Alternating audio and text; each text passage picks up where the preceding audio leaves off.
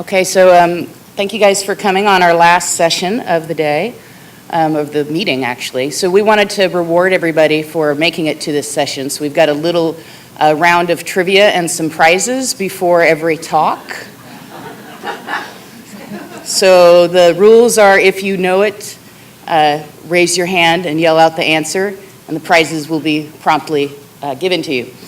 Okay, so our very first question, Spice by the Spice Girls was the #1 album of the year when the National Ocean Partnership Act was authorized. Name the year. 87. Raise your hand. Say it. Go ahead. 87. Nope. 96. 96 is close. 97.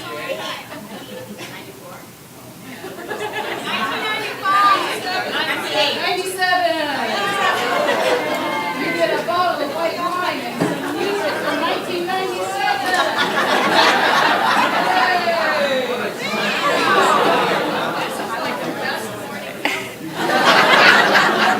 And you should know that the music is not Spice by the Spice Girls, but it is OK Computer, but you're welcome to change it later if you'd like.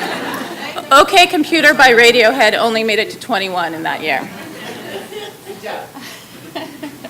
All right, with that, I'd like to welcome our first speaker, G.Canonico, who comes to us from the NOAA IOOS office. And Gabrielle will be talking to us about integrating biological and environmental time series to understand and manage changing ecosystems.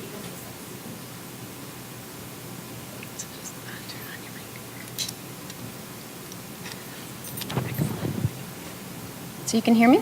Okay. So thank you for inviting me here today to talk. This is quite a crowd, and I'm just excited to be here.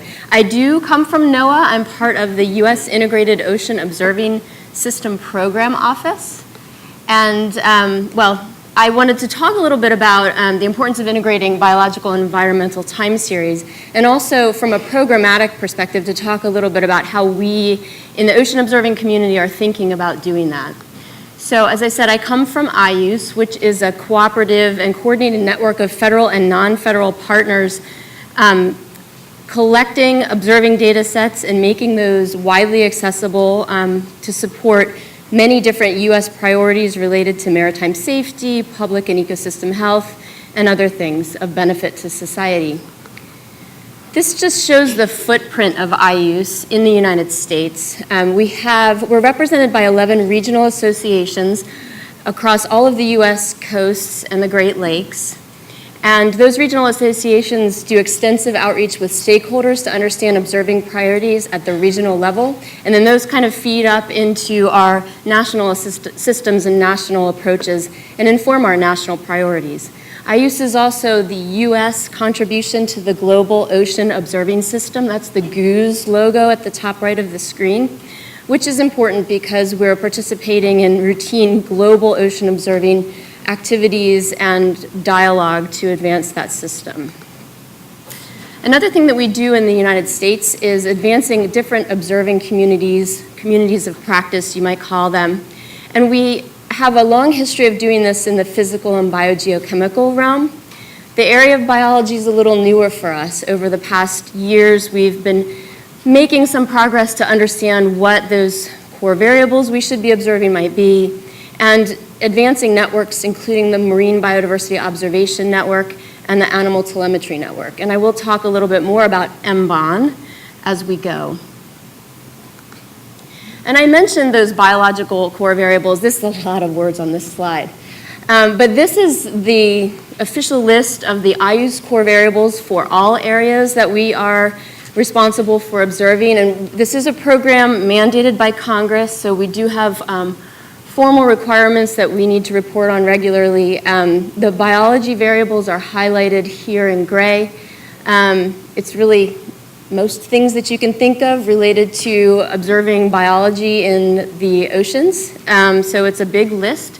And we're spending a lot of time thinking about how do we prioritize our investments so that we're capturing observations of most relevance for our core users and stakeholders.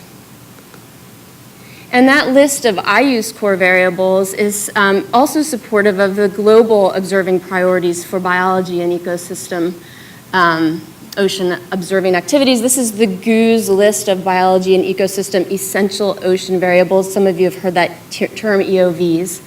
And so I just show it here to suggest that in the US, the approaches that we're thinking about related to biological observing are supportive of global approaches as well. So as I start to think about time series in the ocean observing community and biological time series and how they interact with the physical and other types of observations that we collect, these are some examples from the global community of networks that exist that are observing biology and their level of maturity based on some requirements of global ocean observing systems. But as we cross-reference this list with the lists of variables that we're expected to be considering as part of our system, we really do see that in the US and globally there are gaps in our observing capability for life in the ocean.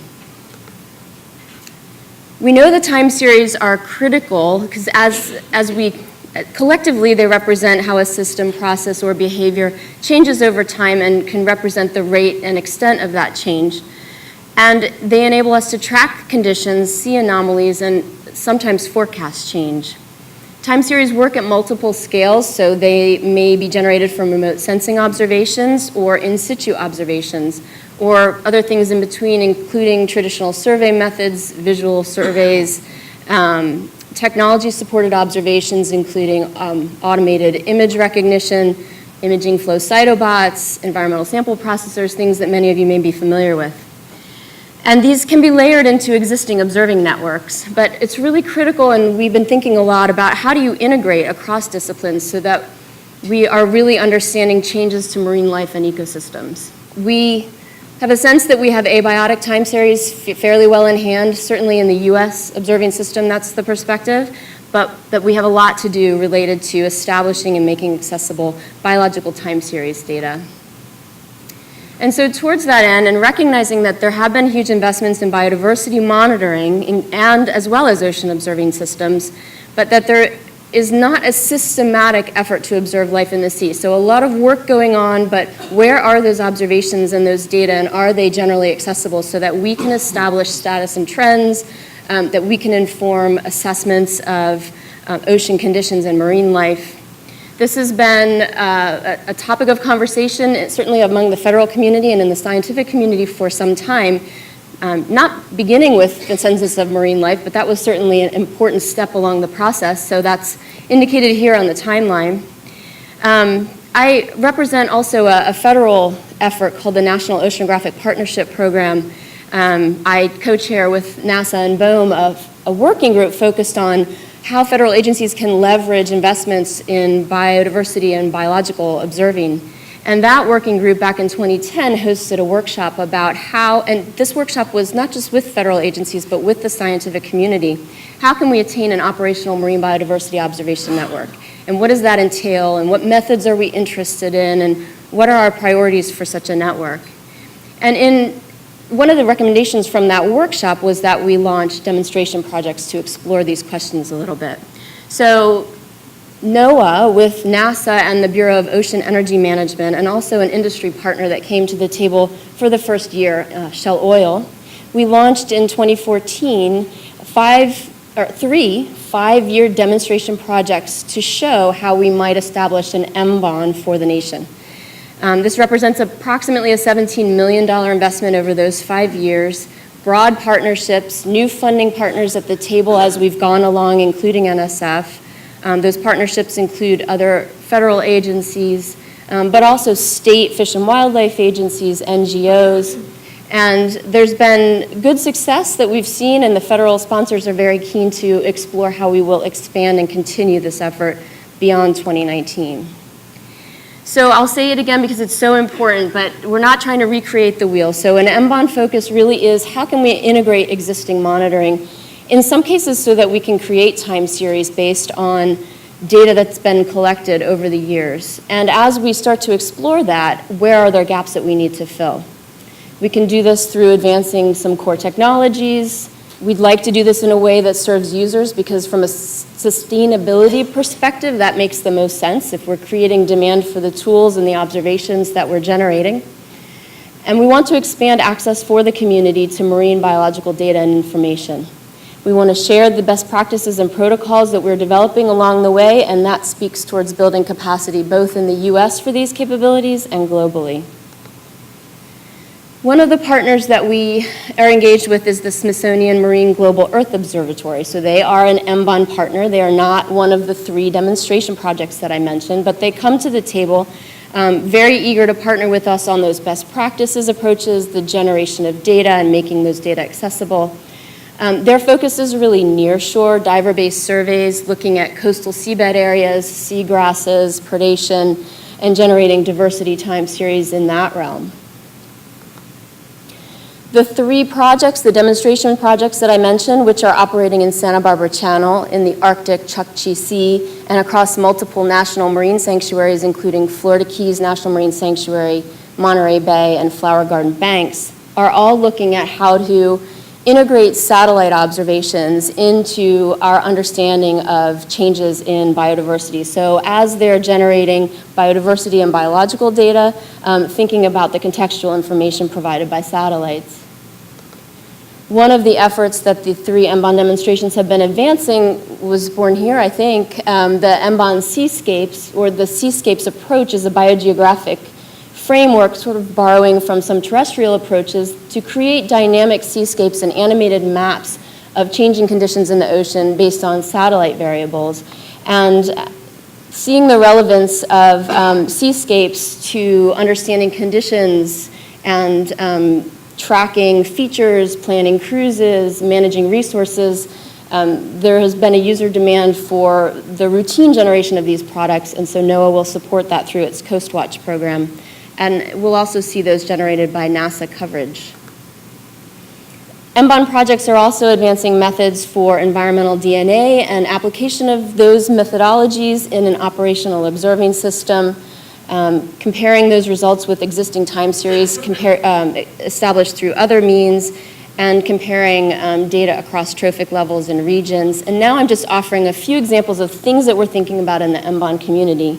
We're looking at deep learning for image analysis from both still and video images, and trying to fully automate this process. This is some work that's being done out of our Santa Barbara Channel MBON project. But we're also looking to reach out to partners of MBON to understand where their priorities are for the types of information that they need related to species and life in the marine realm, from coastal to deep ocean. And this is an example of MBON data that's being made available from partners of the Santa Barbara Channel MBON demonstration project. And I just flagged this because it's something that we're really thinking about in terms of data. We're used to making data available to our own communities, and we're familiar with those communities, but there are opportunities for having greater impact where there are societal needs for this information, in working across and integrating these different data types. So looking at how satellite data might overlay with genetic information or more traditionally collected biodiversity information, and also socioeconomic data. So IOOS takes this very seriously, and how can we advance some standardized approaches to biological data management so that the biological observations that we are advocating collection of are being collected and managed in standards-based way, so standards both for data and metadata, and made available through web services that provide an easy way for data providers to upload data, for example, to ERDAP servers, for those of you who are familiar with those, so that those data can be ingested into portals that are being built to integrate physical and biological parameters, including the MBON portal, which I'll show you some screenshots of, and the Ocean Biogeographic Information System, which is a global repository for biodiversity data. This is a lot on this slide. This is a screenshot of the MBON data portal, which is made available through IOOS for discovering and visualizing time series and other information. And it's not just biological data here. We're really trying to leverage IOOS' strength in making available physical and chemical and other types of ocean observations so that those can be integrated with biological observations, and data sets can be compared across regions, but also disciplines. And that users who are, in this case, more potentially technical users, can generate data views and time series plots based on their own interests, customized to their interests. The portal also links to protocols and methods that are being generated by the community and best practices documents and other types of tools, both for the domestic and global users. So this is just an example of a capability in the portal because I wanted to explain the notion of a curated data view from our perspective. So one curated data view that's been vetted with the researchers that generated the information was related to the Rockfish Recruitment and Ecosystem Assessment Survey from the West Coast. Scientists at NOAA Fisheries have been looking at variability of pelagic forage fishes and how that relates to changing conditions, including sea surface temperature. And so there was a paper that was published in 2017, and we wanted to try and visualize these data in our portal and to see, too, if we could generate for the long term, so we could replicate is the word, this type of analysis for future years. And we think that that is possible. This is just another image of that Rockfish data view that shows a map of the data polygons, shows you the time series plots of data in the data view, that's on the right-hand side, and a comparison chart of the data on the lower part of the slide. The curated data views, the MBON portal, I've mentioned those. We're also generating other types of tools that speak to other types of users because the general public, more public-facing managers, educators, students have a need for access to these kinds of information but may not feel as comfortable in a data view or the technical side of the portal. So we're generating infographics, which really establish these silhouettes of species or habitat elements of interest, and users can click into those for charts and graphs and information about the status of those species or habitat elements. Ultimately, they can also, if they're more sophisticated or interested, they can click deeper and get those data from the portal itself. But trying to speak to a range of users. We're also developing early warning and alert systems, and these build on time series. These are tools to detect anomalies in a system that have been requested by managers that we're working with so that they can get dashboard, on a website or email alerts to those changes in real time. And it gives them an opportunity, it flags changes, it gives them an opportunity to look at how those changes might be impacting the systems that they're managing and the biological resources that are part of those systems.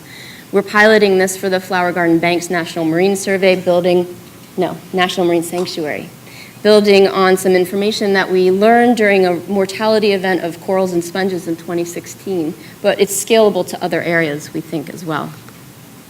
And I'm going to fly through these because I think I wanted to just briefly speak to the global impact of MBON as well. And I mentioned the Global Ocean Observing System, GOOS, and I also mentioned EOVS, the Ocean Biogeographic Information System. These are both parts of the Intergovernmental Oceanographic Commission, which MBON is partnering with on the integration of biological observations into the global system. So like US IOOS, the global system has also had a longer history in handling physical and biogeochemical observations. And there's opportunity, but also a need for stronger integration of biology into those systems. We're piloting the MBON regional approaches in the Americas through the Group on Earth Observations, Biodiversity Observation Network, and I'm throwing out a lot of jargon here potentially, but I would welcome questions. But looking with partners from Canada to South America at are there opportunities to integrate existing networks and generate information that may be useful for national government reporting for UN requirements or the Convention for Biological Diversity requirements or national management questions that those countries might have. And I just wanted to flag that this is a global discourse. The MBON community met in Montreal a few weeks ago and recommitted to these core tenets of MBON, that we're building a community of practice, that we want to share best practices as we develop them, that we want to advance partnerships among myriad different types of groups collecting biological information and biodiversity information in our countries, And we want to make these data accessible very widely through EOVS, for example. And we want to, importantly, integrate with biological with other environmental parameters. And there are challenges, certainly, in doing all of that, and challenges in establishing time series, not only for biology, but for other areas as well. There's a culture around emphasizing discrete research efforts versus funding for operational monitoring and activities that yield long time series. And there may be a culture shift that we need to think about from that perspective. The establishment of long time series are impacted by shifting priorities of government agencies that fund those types of observations, not only in the US, but globally as well. It's a challenge to prioritize what variables, if we have to focus our investments, what are the priority variables for us to be monitoring. And infrastructure is a challenge as well. And I flagged here the infrastructure for data management, but also the infrastructure for capturing observations in situ and from in situ to satellite observations. And so we are advancing all the time new methods in science, but it's critical that we are thinking about how those can be intercompared, and that the data from those activities, if we're finding ways to standardize and make those accessible, it's for the greater benefit of the community, for our regions, for our nation, and also globally. So that's all I have, and thank you for your time.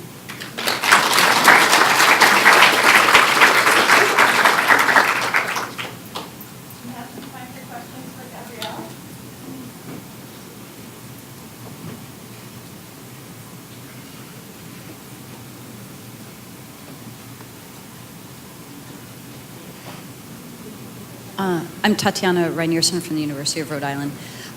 You mentioned the difficulty in running these time series with shifting funding priorities.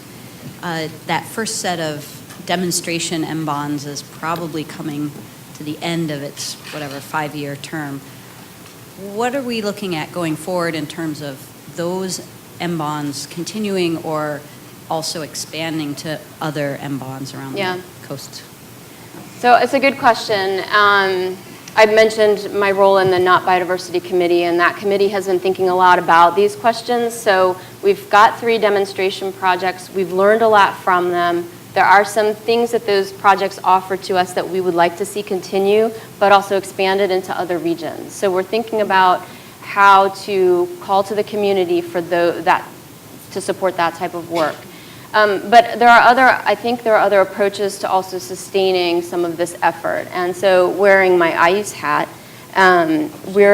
one of the things that I do in the office is lead coordination of an effort to try and, again, increase our coverage of biology in the system. And so if we're figuring out what those core variables are that benefit the MBON community and other core users, and learning how to capture those on a routine basis, there is an ocean observing community that can sustain some of these observations. So I think from an MBON perspective, there's a research track, there's a sustained observations track, and then there's even a technology development track, which probably related to both of those other 2. And so we're thinking in all of those areas about where to focus our next investments. It's not a specific answer. The most specific part of that answer is the effort by IOOS. So we've been really going out to the regions and saying, what are you hearing from your stakeholders in terms of products that they need and information that those stakeholders want to have access to? And we're learning too that there are people who are managing resources in a region or have research interests, and they know that there's data being collected that's relevant, but they have a heck of a time getting it. So we're thinking about too, is there something we can do to help kind of liberate those data and make them available to the broader community?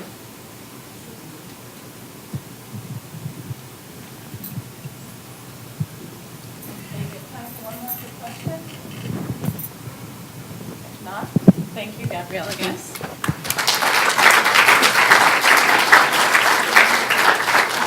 Before I introduce our next speaker, we have our next trivia. All right, trivia question number 2.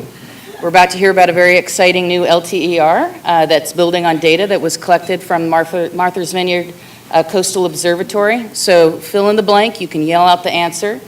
During the 19th century, the island now known as Martha's Vineyard was home to a large and prosperous blank industry. Raise your hand. Wait. Got it?